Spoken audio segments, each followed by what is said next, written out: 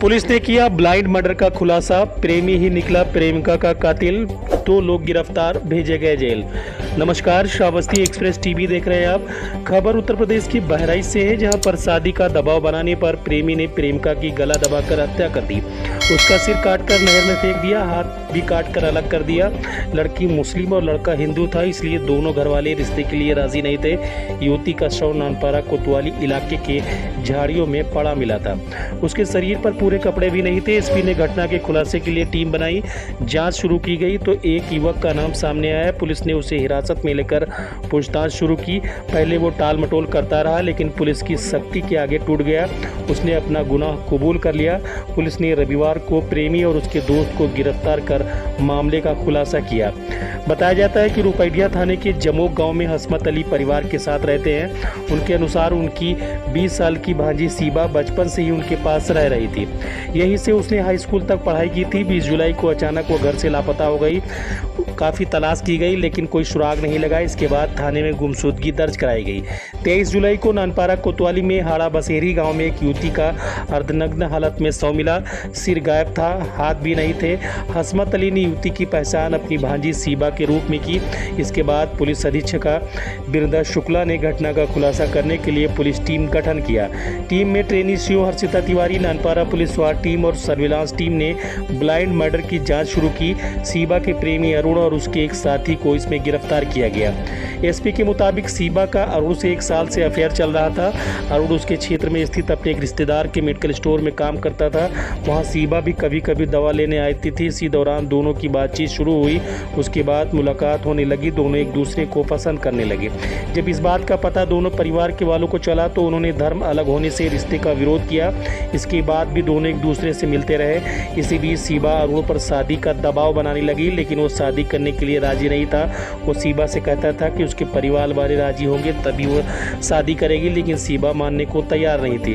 उस पर शादी के लिए लगातार दबाव बनाती थी। कहती थी कि उसके घर वाले राजी नहीं होंगे क्योंकि उनका धर्म एक नहीं है। इससे अरुण परेशान चल रहा था और अपने दोस्त कुलदीप को यह बातें बताई। फिर दोनों ने सीबा को मारने का प्लान बनाया।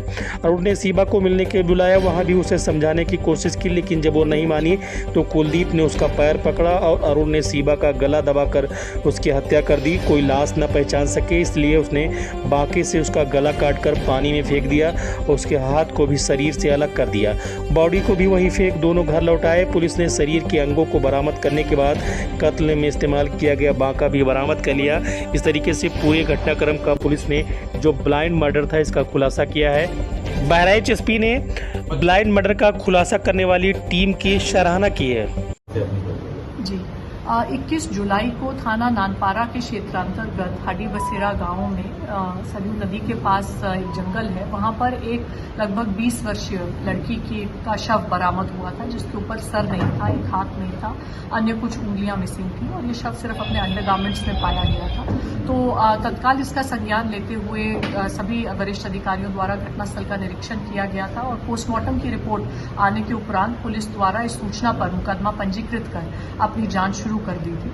और एसपी ग्रामीण महोदय और प्रशिक्षु क्षेत्राधिकारी महोदया हर्षिता तिवारी के नेतृत्व में थाना नानपारा की टीम और एसओजी सर्वेलेंस की टीम द्वारा बेहतरीन खुलासा इस घटना का किया गया है। और जो बात विवेचना में स्पष्ट हुई है वो ये है कि ये लड़की मुस्लिम समुदाय की थी और इनका एक प्रेम संबंध एक हिंदू समुदाय के लड़के के साथ चल रहा था। दोनों परिवारों में इस बात को लेकर तनाव था और दोनों को इस संबंध समाप्त करने के लिए हिदायत दी गई थी।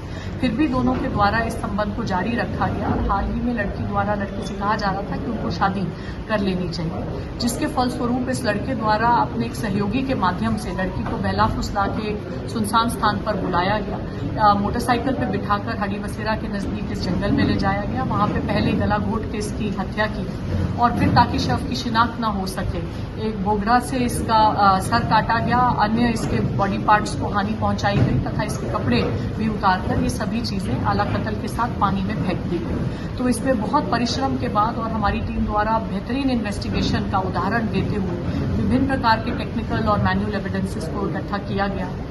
ये भी उल्लेखनीय है कि अभियुक्त द्वारा जो फोन नंबर्स यूज किए गए थे घटना कारित करने के लिए, जो वहां की टावर आईडी में आ रहे थे, वो भी घटना करने के बाद बंद करके पानी में ही फेंक दिए गए। और जो विभिन्न गुमशुदगियां निकटतम थानों में लिखी गई थी, निकटतम जनपदों में लिखी गई थी, उन सभी पे हम कार्य कर रहे थे।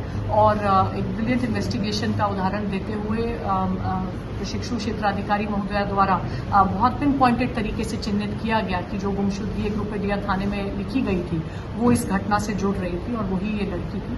और अन्य एविडेंसेस जुड़ने से हम इस घटना का खुलासा कर पाए हैं। अब जो शव से हमने डीएनए सैंपल्स रिटेन किए हैं उनका मिलान मृतका के परिवारजनों के डीएनए से किया जाएगा।